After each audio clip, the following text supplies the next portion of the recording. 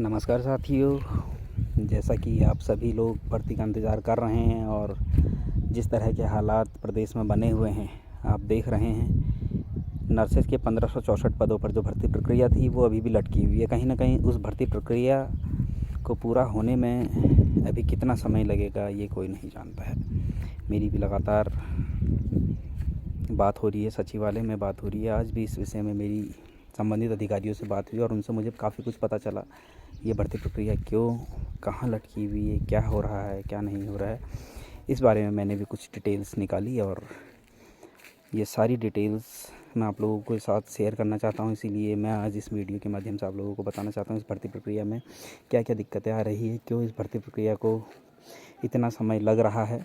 तो साथियों, जिस तरह की, जैसा कि हम सभी जानते हैं कि नर्सेज के 1564 पदों पर भर्ती प्रक्रिया अभी तक पूर्ण हो जानी चाहिए थी। ऑलरेडी 3 साल हो चुके हैं भर्ती प्रक्रिया को निकले हुए। तो इसमें क्या है, सबसे मेन जो आवेदन करता है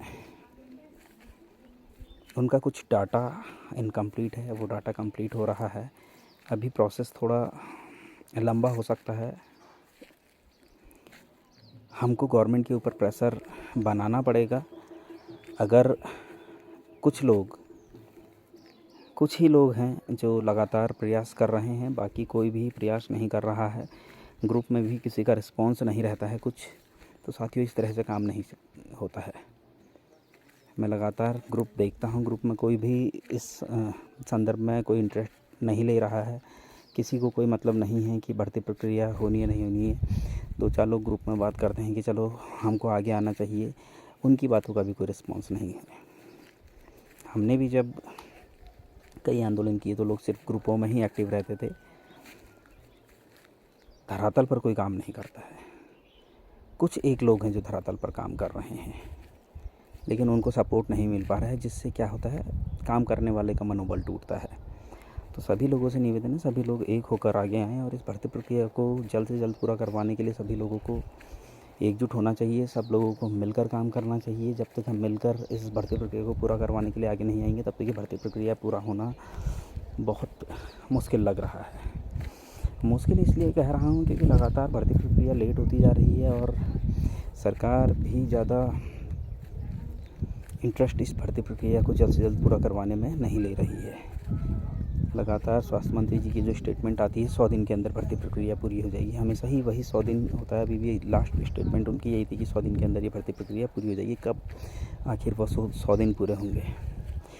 दूसरा क्या है, इस भर्ती प्रक्रिया में बाहरी राज्यों के जो आवेदनकर्ता हैं उनके लिए राज्य सरकार ही डिसीजन लेगी, राज्य सरकार ही डिसाइड करेगी कि उनको लेना है या नहीं लेना है। राज्य सरकार के डिसीजन पर निर्भर करता है, क्योंकि ये अथॉरिटी हाई कोर्ट को नहीं होती है कि वो इंस्ट्रक्शन करे कि इनको रखो या ना रखो। ये राज्य सरकार के ऊपर निर्भर करता है। और दूसरा सबसे बड़ी बात, उत्तराखंड गवर्नमेंट की पॉलिसी है कि ग्रुप सी के जो भी भर्तियाँ होंगी उसमें सिर्फ़ और सिर्फ उत्तराखंड के लोगों को प्रायोरिटी दी जाएगी, प्राथमिकता दी जाएगी। बाहरी राज्यों के लोगों को इसमें शामिल नहीं किया जा सकता है। बाहरी राज्यों के लोगों का चयन इसमें नहीं हो सकता है। ये बहुत बड़ा फैक्ट है। अगर उसके बाद भी बाहरी राज्यों के जितने लोग हैं, अगर उनका चयन होता है तो ये चैलेंजेबल है। इसको माननीय उच्च न्यायालय में चैलेंज किया जा सकता है और अगर कोई भी चैलेंज करेगा तो वो लोग बाहर हो जाएंगे। ये मैं नहीं कह रहा हूँ, गवर्नमेंट का रूल है। गवर्नमेंट का रूल है कि ग्रुप सी की भर्ती में बाहरी राज्यों के जो भी जितने भी लोग हैं वो पात्र नहीं हो सकते हैं। इसमें भी वो लोग आसानी से बाहर हो जाएंगे। ये बहुत बड़ा इशू नहीं है। दूसरा क्या है, ओवरेज के मामले में भी सरकार ने डिसीजन लेना है, इनको रखना है या नहीं रखना है। मैं बिल्कुल क्लियर करना चाहता हूँ। इसमें कोई ये ना बोले कि बबलू ऐसा वीडियो बना रहा है। जो मुझे इन्फॉर्मेशन मिली, जो मैंने वकीलों से डिस्कस किया, तो उसमें मुझे यही पता चला कि राज्य सरकार के ऊपर निर्भर करता है, उनके विवेक पर निर्भर करता है वो इनको रखें या ना रखें। ये मैं नहीं कह रहा हूँ, ये वकीलों का कहना है, आप पता कर सकते हैं। हाई कोर्ट ने सिर्फ़ और सिर्फ एक, मैं फिर से इस चीज़ को आप लोगों को बता रहा हूँ, पिछली वीडियो में बता चुका हूँ। हाई कोर्ट ने सिर्फ़ और सिर्फ प्रोविज़नल परमिशन उनको दी है, चाहे वो बाहरी राज्यों के लोग हैं चाहे वो ओवर एज वाले हैं, उनको प्रोविज़नल परमिशन दी है। बाकी राज्य सरकार के ऊपर है, राज्य सरकार उनको रखती है ओवर एज वालों को तो ठीक है, नहीं रखती है तो वो भी उनके विवेक पर निर्भर करता है। दूसरा क्या है, बाहरी राज्यों के लोग तो इस भर्ती में आ ही नहीं सकते हैं। आ जाते हैं तो कोई भी जाकर चैलेंज कर देगा, वो बाहर हो जाएंगे, क्योंकि ये ग्रुप सी की भर्ती है। और ग्रुप सी की भर्ती में उत्तराखंड गवर्नमेंट का रूल है, ये रूल है, नियम है यहाँ का, नियम आप देख सकते हैं कि बाहरी राज्यों के लोगों को ग्रुप सी की भर्ती में लिया नहीं जाएगा। तो साथियों ये बिल्कुल क्लियर है। और दूसरा क्या है, भर्ती जून जुलाई तक आसानी से खींचेगी, उससे पहले ये भर्ती प्रक्रिया होना बहुत मुश्किल है। और कई लोग मुझसे बार बार यही पूछ रहे हैं कब लिस्ट आएगी। लिस्ट अभी नहीं आएगी, अभी टाइम लगेगा। और जून जुलाई भी कंफर्म नहीं है। जून जुलाई का एक मेरी आज संबंधित अधिकारी से बात हुई है, सचिव सर हैं, उनसे बात हुई है और उन्होंने कहा है कि जून जुलाई तक का समय लग सकता है, उससे ज़्यादा भी लग सकता है। तो कहीं ना कहीं हमको प्रेशर बनाना पड़ेगा, इतना लंबा समय ऑलरेडी हो चुका है और अभी जून जुलाई, आप खुद समझ सकते हैं, जून जुलाई तक का समय अगर अभी लगता है फिर और लंबा समय खिंच जाएगा। फिर ये भर्ती प्रक्रिया कहीं ना कहीं चुनावी मुद्दा ना बनकर रह जाए। तो इसके लिए साथियों हमको जल्द से जल्द एक ऐसी रणनीति बनानी होगी जिसके तहत ही हम सब लोग, चाहे स्वास्थ्य मंत्री डॉक्टर धन सिंह रावत जी हैं, चाहे मुख्यमंत्री पुष्कर सिंह धामी जी हैं, दोनों से मिलें, दोनों से बात करें और इस भर्ती प्रक्रिया को जल्द से जल्द करवाने के लिए, कंप्लीट करवाने के लिए रिक्वेस्ट करें। इसके लिए आंदोलन भी करना पड़ेगा अगर, तो हमें करना चाहिए। इसके लिए अगर हमें सड़कों पर भी उतरना पड़ेगा तो उतरना चाहिए। इसके लिए अगर हमें कुछ भी करना पड़े हमें करना चाहिए, क्योंकि बहुत ज़रूरी है।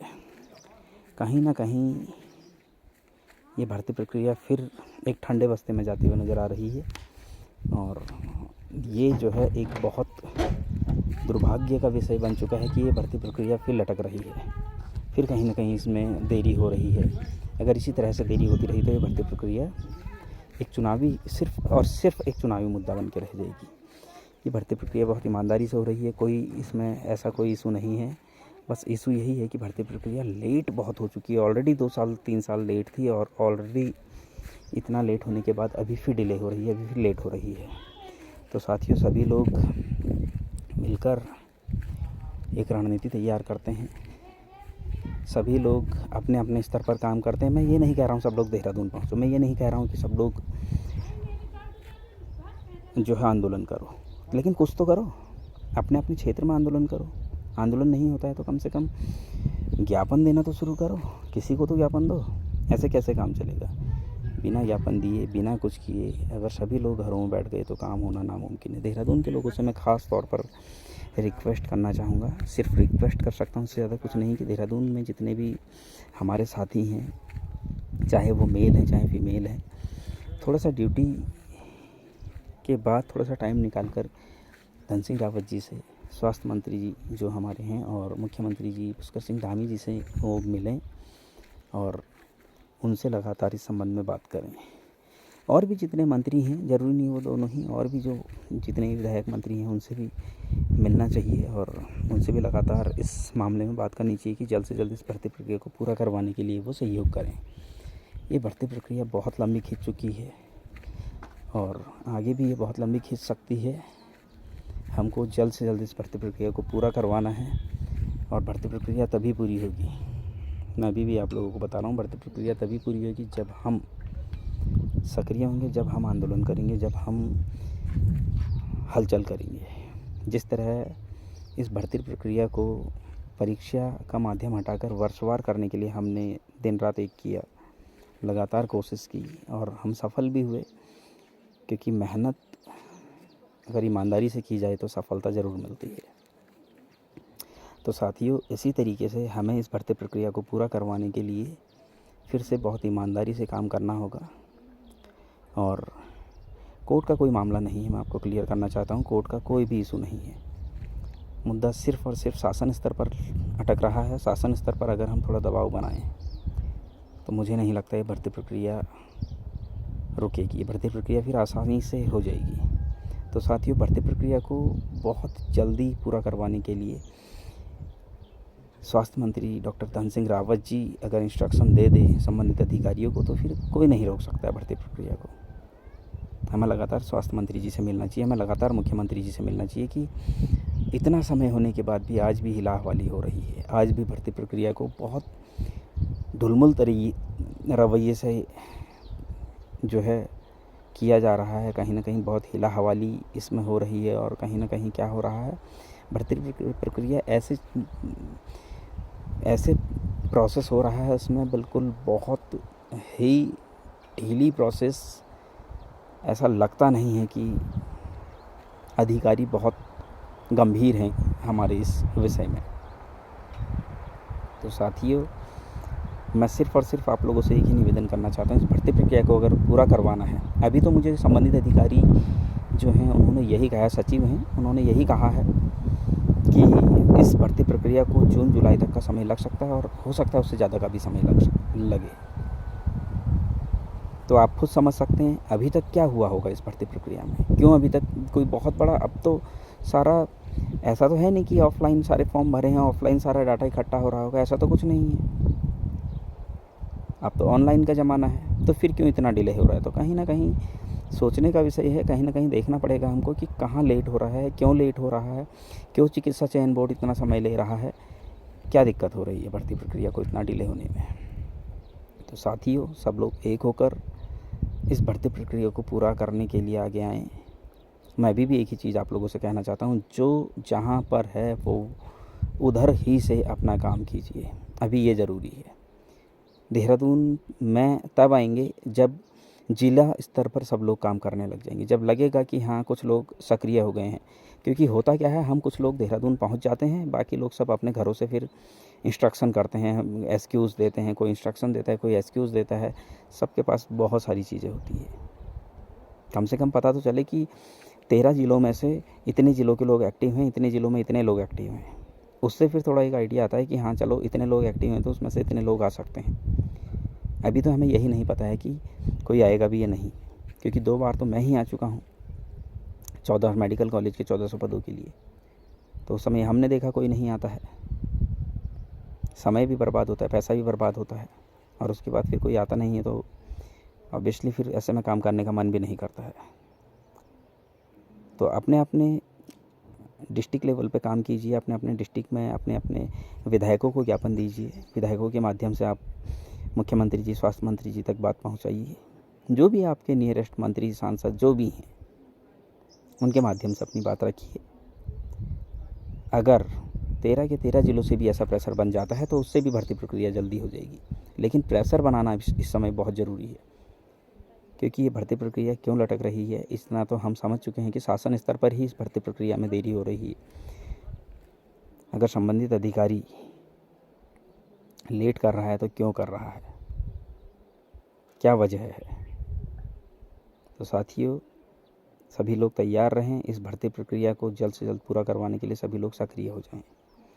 जल्द ही अगर कोई भी अपडेट मेरे पास आती है, मैं जल्द आप लोगों को अपडेट दूंगा। धन्यवाद।